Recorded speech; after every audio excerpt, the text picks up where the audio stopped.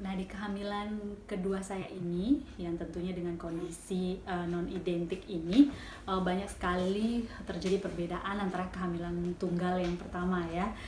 Perbedaannya dari segi fisik. Nah, sekarang dari segi fisik saya bahas. Saya cenderung di kehamilan kedua ini mengalami kondisi fisik yang lemas, ya. Saya masih bekerja. Dalam kondisi hamil kembar seperti ini, fisiknya nggak tahu kenapa padahal tidak ada sesuatu yang wah yang saya kerjakan, tetapi saya merasa lelah, mengantuk. Wah, kalau saya nggak dapat tidur tuh dalam sehari saya nggak tahu harus cari kekuatan di mana gitu ya. Kekuatannya adalah pengen tidur. Nah, itu terjadi di siang hari justru ya. Di malam hari wah tidak bisa tidur padahal perut belum begitu membesar. Itu sangat susah saya tidur di malam hari, entah apa yang terjadi. Kemudian saya tetap melakukan browsing, baca-baca buku seperti itu yang bisa membuat saya makin ingin tidur. Nyatanya tidak tidur-tidur ya. Jam 4, jam 6 itu baru bisa tidur, dan siangnya itu mengantuk lagi. Begitu siklusnya ya. Berbeda dengan kehamilan yang pertama. Di 1-3 bulan itu tidak merasakan apa-apa kecuali ya muntah sedikit-sedikit, tetapi makanan bisa masuk. Oke, kemudian apa yang terjadi lagi? Sangat sensitif. Wow, itu sangat sensitifnya dari segi physically gitu ya. Saya disentuh itu wah sangat sensitif gitu. Melihat sesuatu itu saya tidak suka ngomong gitu. Saya pendam dan marah, dan tiba-tiba tidak mau bicara dengan orang yang membuat saya risih tersebut ya. Kemudian perasaan apa-apa segalanya masuk gitu. Perasaan-perasaan negatif itu mudah sekali masuk. Jadi apa ya, kontrol emosinya juga harus kencang nih ya orang-orang di sekitar saya, dan saya pun tidak bisa menguasai diri saya pada saat itu secara penuh ya. 1-5 bulan kehamilan kembar. Kemudian apalagi, itu perut terasa sangat kencang, entah tiba-tiba sehabis makan apapun gitu ya, selalu kencang. Itu 10 menit bahkan durasinya bisa kencang. Dan juga kehamilan saya ini, kehamilan 4 bulan sudah sangat terlihat seperti kehamilan 6 bulan gitu ya. Jadi mungkin karena ada dua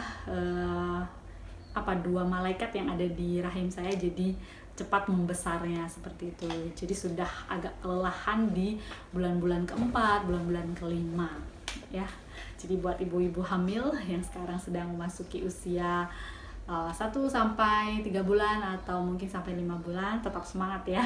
Jadi apapun kondisinya, Anda harus tetap makan ya.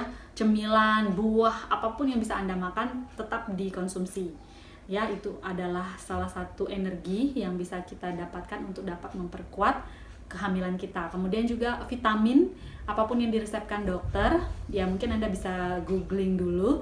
Kemudian itu tetap dikonsumsi setiap hari ya. Mungkin saya pernah bolong-bolong gitu konsumsinya. Nah, itu mempengaruhi ya. Ini sini Dek. Ini anak saya yang pertama. Ayo Dek, bye-bye sama YouTube. Bye-bye. Oh iya.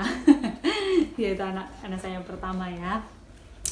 Dan saya pengen cerita lagi untuk moms, rutin ya untuk kunjungan ke dokternya. Kemudian juga detail harus menanyakan apapun perubahan yang moms rasakan di kehamilan kembar ini. Nah, saya juga waktu kehamilan 4 bulan itu, saya 4-5 bulan itu saya merasakan sesuatu yang aneh, yaitu gerakan bayi sudah saya rasakan di bawah. Nah, itu terjadi berbeda dengan kehamilan saya yang pertama ya. Kehamilan pertama itu gerakan bayi justru saya rasakan di atas. Nah, ini cenderung ke bawah. Nah, kemudian saya bertanya, langsung di USG, dan ternyata kondisi bayi kembar saya itu awalnya kondisinya itu adalah posisi bayinya adalah kedua-duanya sungsang ya. Kedua-duanya sungsang. Itu yang menyebabkan perut mungkin kencang, begitu penjelasan dokter, dan juga sering terjadi kontraksi-kontraksi palsu seperti itu. Nah, kemudian beberapa bulan lagi saya periksakan lagi, ternyata posisinya berubah lagi. Yang satu sungsang, kemudian yang satu melintang. Nah, ini mengunci dia ya. Kemudian saya tanya lagi ke dokter, apakah tidak ada kemungkinan untuk bersalin secara normal. dokter menyatakan bahwa dokter tidak ingin mengambil risiko yang terlalu berat karena ini juga kehamilan kembar. Jadi mau tidak mau saya harus mempersiapkan diri untuk kelahiran kedua saya ini, persalinan kedua saya ini dengan kondisi 2 bayi ya, itu bisa bersalin secara sesar gitu ya. Saya takut sekali operasi moms. Jadi saya harus menguatkan diri dari sekarang. Takutnya itu ya takut dengan berbagai pemberitaan, dengan berbagai kondisi pasca operasi, itu yang saya takutkan.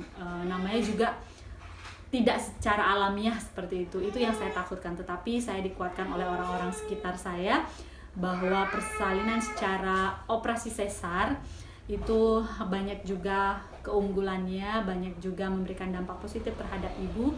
Apalagi nanti setelah saya melahirkan, saya harus energinya harus luar biasa untuk mengasuh 2 bayi sekaligus, apalagi ada kakaknya yang masih kecil. Nah, di sana saya sudah pasrah bahwa apapun yang terbaik akan saya jalani, meskipun takut ya, namanya seorang ibu harus menjalaninya dengan baik. Mohon doa ibu-ibu yang ada di rumah dan juga ibu-ibu yang sedang kondisi hamil bahwa persalinan yang akan saya jalani nanti mudah-mudahan dapat berjalan secara normal, sehat semuanya, ibu bayi ya, ke semua bayi saya sehat, sempurna secara fisik, lahir dan batin, dan saya juga bisa menjalani kehidupan ibu rumah tangga dengan 3 orang anak dan bayi kembar tentunya, yang saya juga tidak bisa berpikir bahwa ribetnya seperti apa. Oke, jika Anda ingin tahu, nanti setelah persalinan mungkin akan saya bagi ceritanya, dan ditunggu cerita persalinan atau mungkin cerita sharing saya terkait kehamilan kembar di part ketiga. Tetap di YouTube saya, tentunya di channel Tutor Ayusa, dan jangan lupa like, komen, dan subscribe ya untuk mendukung channel ini tetap berkembang. Bye bye. Adik sini, ayo bye bye ke YouTube. Ayo kak. Ayo kak, bye bye ke YouTube sini. Oh, dia ketawa. Baik moms, ditunggu part ketiga untuk sharing kehamilan kembar saya dengan cerita-cerita yang lebih unik tentunya. Bye bye.